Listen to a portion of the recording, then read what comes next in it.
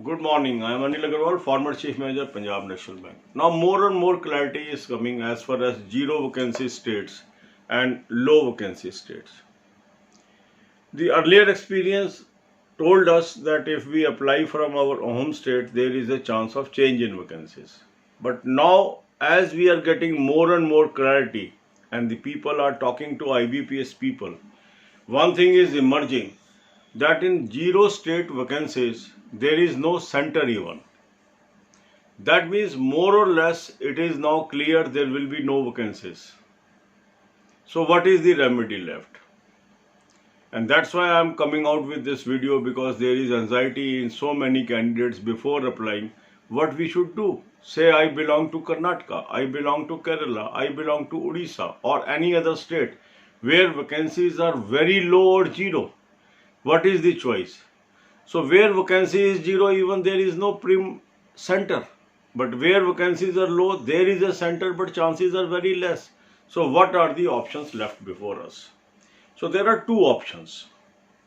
One option is don't apply for RRB, waste your energies, and simply focus on SBI PO and IBPS clerk and PO examination and forget about this exam. This is one strategy. Second is still you are willing to get the job, want to work in another state, can go to another state for examination, you can apply for another state. But you have to keep in mind, if I am applying for other state in RRB, that means I am opting for a career to work in another state for my lifetime.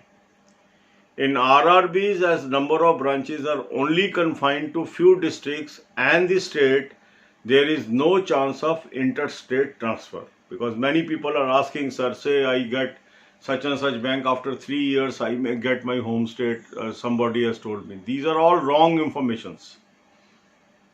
Since they are not having any branch outside state, how they can transfer you? Transfer is always within the bank. Once you join an organization, only within that organization can adjust you, not outside that. So you have to be very, very mindful and careful. So two options are there. Don't apply for RRBs, focus on other exams. Second, still you want to take a chance in RRB, want to go to another state, want to serve in another state, apply for another state. Because I want to clarify this position, because in my earlier video, based on our past experience, I told you you should apply from your state even if vacancies are low, because vacancies may rise. But as more clarity is coming, some people are saying there will be no increase in vacancies as far as zero state banks are concerned.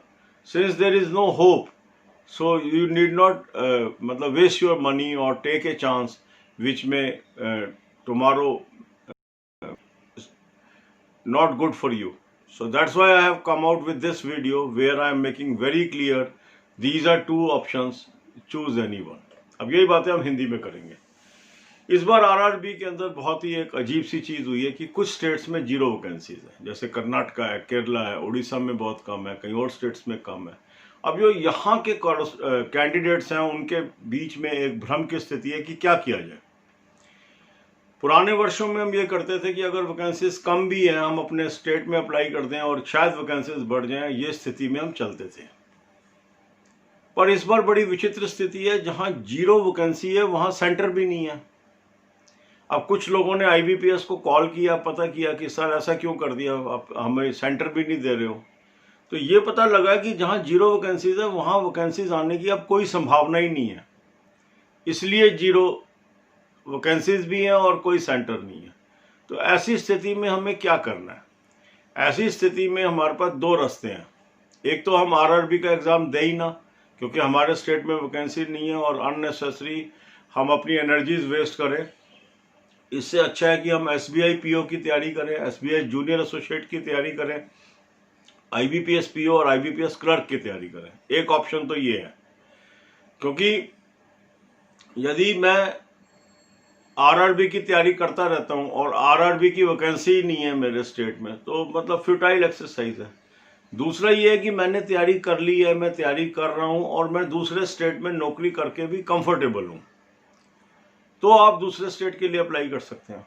उस case में आपको उसी centre में जाकर उसी state में जाके exam देना होगा, वो खर्चा भी आपको करना है, एग्ज़ाम की फ़ीस भी आपको देनी है, और फिर बाद में ये भी आपको क्लियर होना है कि पूरे जीवन भर आपको उसी स्टेट में काम करना है। क्योंकि यहाँ पर भी एक भ्रम की स्थिति है कि आज मैं किसी और स्टेट में जॉब ले लेता हूँ, 2-3 साल के बाद अपने स्टेट में आ जाऊँगा। आरआरबी में ऐसा संभव ही नहीं है। क्यों नहीं है? क्योंकि उस बैंक की ब्रांचें ही नहीं है आपके स्टेट में। आरआरबी में जो बैंक्स हैं वो स्टेट स्पेसिफिक या डिस्ट्रिक्ट स्पेसिफिक बैंक है, तो उनका जो नेटवर्क है वो एक गिवन दायरे के अंदर ही है, उससे बाहर नहीं है। और कोई भी ऑर्गेनाइजेशन किसी व्यक्ति को अपने ऑर्गेनाइजेशन से बाहर ट्रांसफ़र नहीं कर सकती। क्विट करके आप दूसरा बैंक ज्वाइन करेंगे वो अलग चीज़ है। तो यदि आप अफोर्ड कर सकते हैं दूसरे स्टेट में रहना, वहाँ पर उसी में अपना पूरा कैरियर बनाना, तो आपको उसके लिए जाना चाहिए। कई लोग ऐसे भी हो सकते हैं कि सर एक्सपीरियंस के लिए ज्वाइन कर लेते हैं, बाद में क्विट करके कहीं और चले जाएंगे। ये आपकी चॉइस है। मैंने दोनों ऑप्शन आपके सामने रख ली।